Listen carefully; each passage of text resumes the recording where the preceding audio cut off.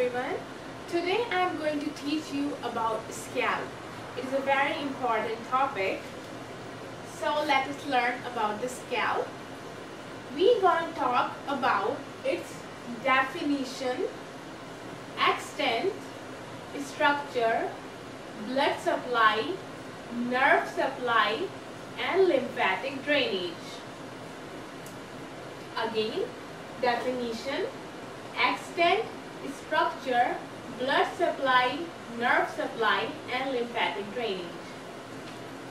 What is scalp? The soft tissue covering the cranial wall forms the scalp. Whatever is the soft tissue covering on the skull, it forms the scalp. Okay? What is the extent of the scalp? The extent of scalp, we're going to see the extent anteriorly, posteriorly, and on each side. Anteriorly means anteriorly, then posteriorly, and on each side. Anteriorly, the extent is supraorbital margins. Posteriorly, it is extended till external occipital protuberance, and on each side, superior temporal line. You can see here in this diagram,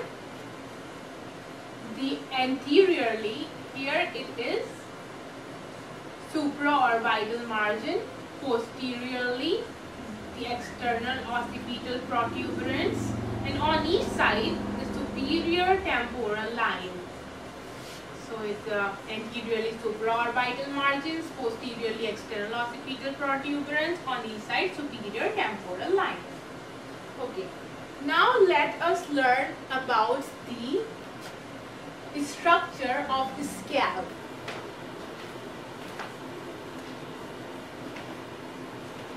So let us know about the structure of scalp. The structure of scalp consists of 5 layers. 1, 2, 3, 4, 5. The 5 layers are arranged in this manner as shown in the diagram. They have a mnemonic as scalp, S-C-A-L-P, scalp. The first layer is S for skin, then C for the connective tissue, then A for the aponeurosis, then L for loose areolar tissue, then P for pericranium.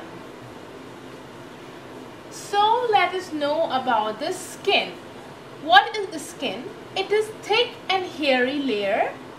It consists of hair and sebaceous gland. What it consists of? It consists of hair and sebaceous gland. As it consists of many sebaceous glands, it is the commonest site for sebaceous cyst. So this is an important point. It is the commonest site for sebaceous cyst. Now let us know about the connective tissue layer. The connective tissue layer, we can see it consists of various blood vessels. Okay, the connective tissue layer, it is a dense fibrous type. It consists of blood vessels and nerves. Okay. In this, the blood vessels walls are adherent to the fibrous tissue. So whenever there is a minor scalp injury, it leads to profuse bleeding. Okay, you have to know this important point, that the blood vessels walls are adherent to the fibrous tissues. So because of this, whenever there is a minor scalp injury, it leads to profuse bleeding. To arrest the bleeding, it is important for us to apply pressure. To arrest the bleeding, it's important to apply pressure. Whenever there is any hemorrhage, it is localized in extent. But when there is inflammation, it is very painful condition.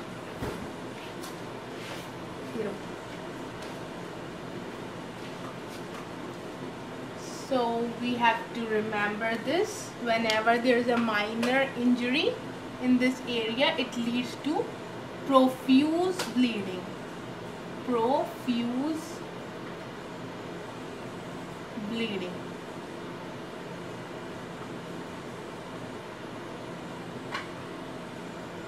Okay,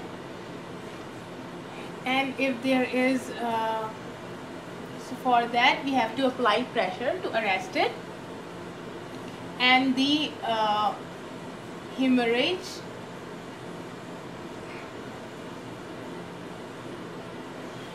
is localized. Okay, and whenever there is inflammation, it is so much painful. Now let us learn about the aponeurosis layer. The layer aponeurosis, it is formed by the occipitofrontalis muscles and its aponeurosis. Okay, do you know what is aponeurosis? Aponeurosis is the connection between the muscles and the bone or cartilage. Okay, whenever there is a transverse cut in the aponeurosis, it creates a gap. It means to say that, see, here we have the valleys of occipitalis muscle and we have the valleys of frontalis muscle, this thing, and here is the aponeurosis in between them.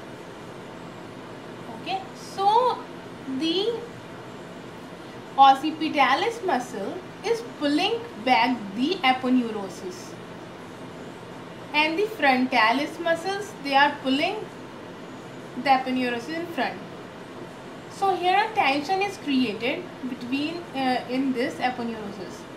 So whenever there is a cut, transverse cut, so it leads to pulling of the aponeurosis from both the sides like this. So whenever there is a cut in between, the cut opens, means there is created a wide opening.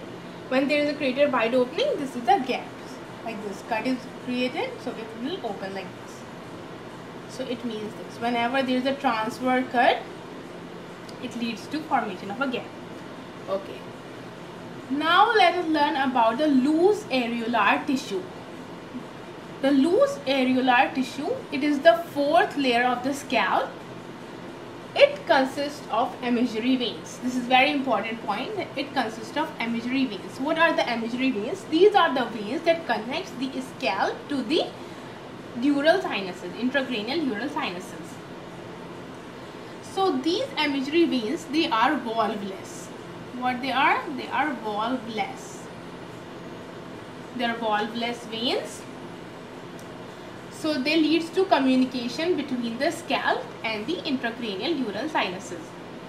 This area is called the dangerous area of scalp, because whenever there is an infection in the loose areolar tissue, it is communicated to the intracranial dural sinuses. Then that the infection spreads from this layer to the sinuses. So it is called the dangerous area of scalp. What is black eye? Whenever there is accumulation of blood or fluid in this layer, it leads to formation of the black eye, that there is a black coloration around the eye. It happens whenever there is a blow to the head which led to the injury and there is accumulation of blood and interstitial fluid in the loose areolar tissue area. So black eye. So these are the important points in this. Now let us learn about the pericranium. What is pericranium? It is the innermost layer of the scalp. It is a periosteum covering the skull. Okay, it's here. It's done. So this is the structure of the scalp. You can see in this diagram clearly. This is the outermost layer skin. It consists of hair. Then the second, the connective tissue. It consists of blood vessels. Then the aponeurosis. Then the loose areolar tissue. Then the pericranium. These are the imaginary veins connecting the sinuses. Connecting the sinus. This is the sinus here. It is connecting the sinus to the scalp. Yeah. Okay, it's done. Now let us know about the blood supply of the scalp. So now the blood supply of scalp. The blood supply of scalp consists of the arterial supply and the venous supply. The arterial supply to the scalp we can see from this diagram. I have drawn this diagram. Here we can see the ear. I have drawn the midline, and this is the nose. Okay, so look at this. Here we have 5 arteries. We can see in this diagram 3 are in front of the ear and 2 are behind the ear. So first of all we have the supratrochlear artery, then we have the supraorbital artery, then we have the superficial temporal artery, and behind the ear we have posterior auricular artery and the occipital artery. This is the blood supply of the scalp, means arterial supply of the scalp. Now let us know about the venous supply of the scalp. Venous drainage, sorry. Now let us know about the venous drainage of the scalp.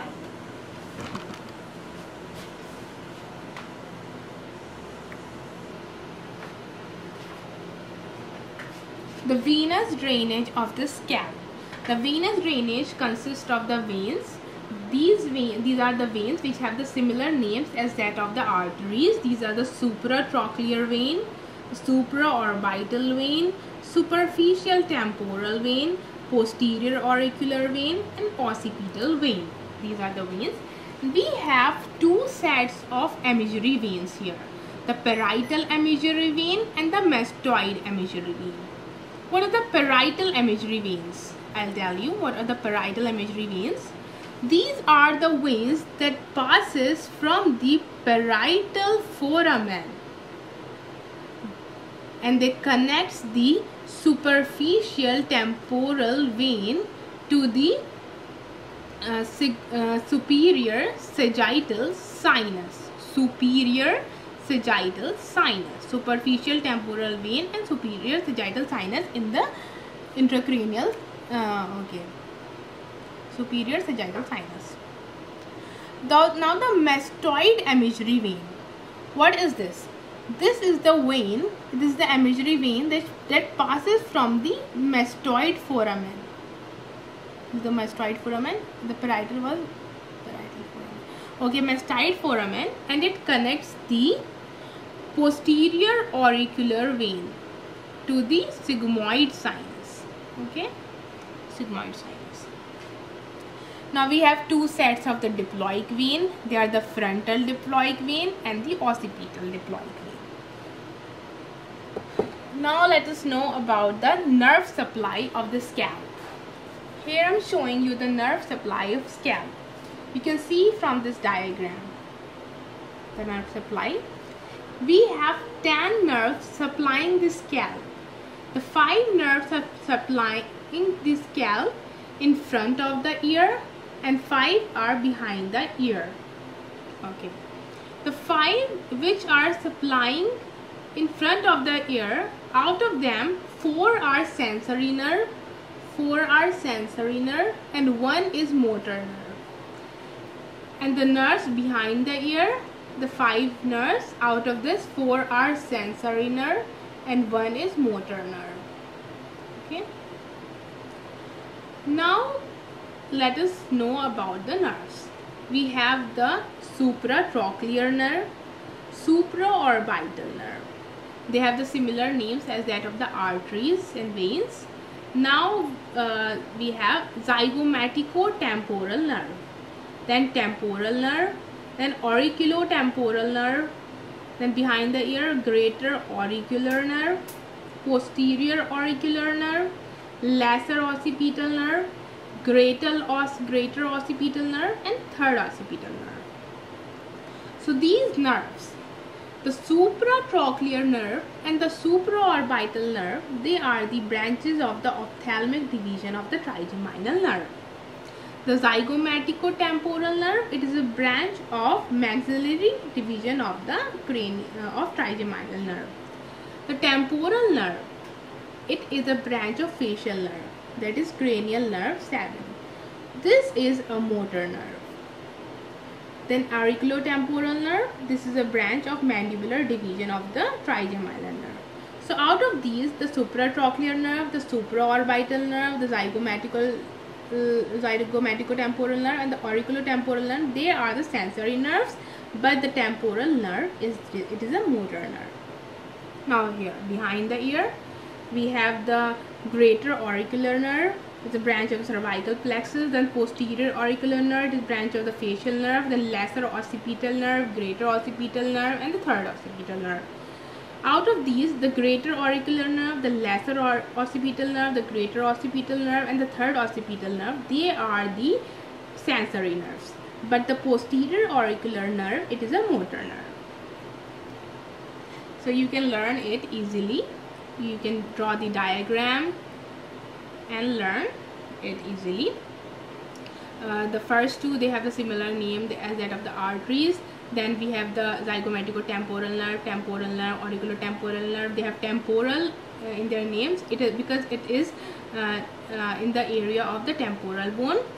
Then the lesser occipital nerve, the greater occipital nerve, third occipital nerve, they have the occipital name because they are in the area of the occipital bone.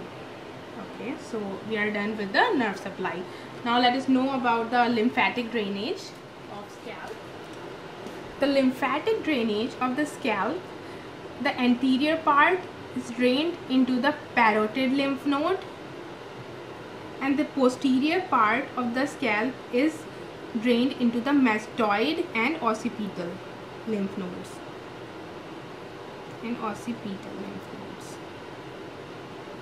Again, the anterior part into the parotid lymph nodes and the posterior part in the mastoid and occipital lymph nodes. Here.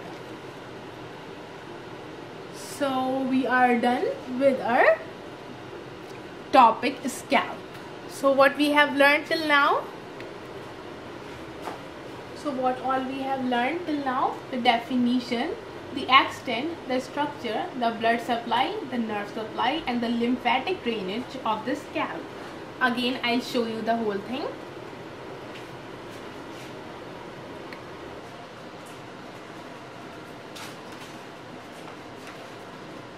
So we have learned about the definition, the soft tissue covering the cranial wall on the scalp, the extent of scalp, anteriorly supraorbital margin, posteriorly external occipital protuberance, and on each side superior temporal line. Then the venous. Then we have learned about the structure of the scalp, the 5-layer skin, connective tissue, aponeurosis, lobular tissue, and pericranium. Then we have learned about the blood supply, the arterial supply. It consists of 5 arteries: supratrochlear artery, supraorbital artery, superficial temporal artery, posterior auricular artery, and occipital artery. Then we have learned about the venous drainage, the supratrochlear vein, supraorbital vein, superficial temporal vein, posterior auricular vein, occipital vein. And 2 sets of the imagery vein, parietal imagery vein, mastoid imagery vein. And 2 sets of the diploid vein, frontal diploid vein, and occipital diploid vein. Then the nerve supply consists of the 10 nerves. You can see the 5 in front of the ear, 5 behind the ear. The 4 are sensory, 4 are sensory here, 4 are sensory here, 1 is motor here, 1 is motor here. Then lymphatic drainage, the anterior part is drained into the parotid lymph node, and posterior part into the mastoid and the occipital lymph nodes. So we are done. Thank you so much.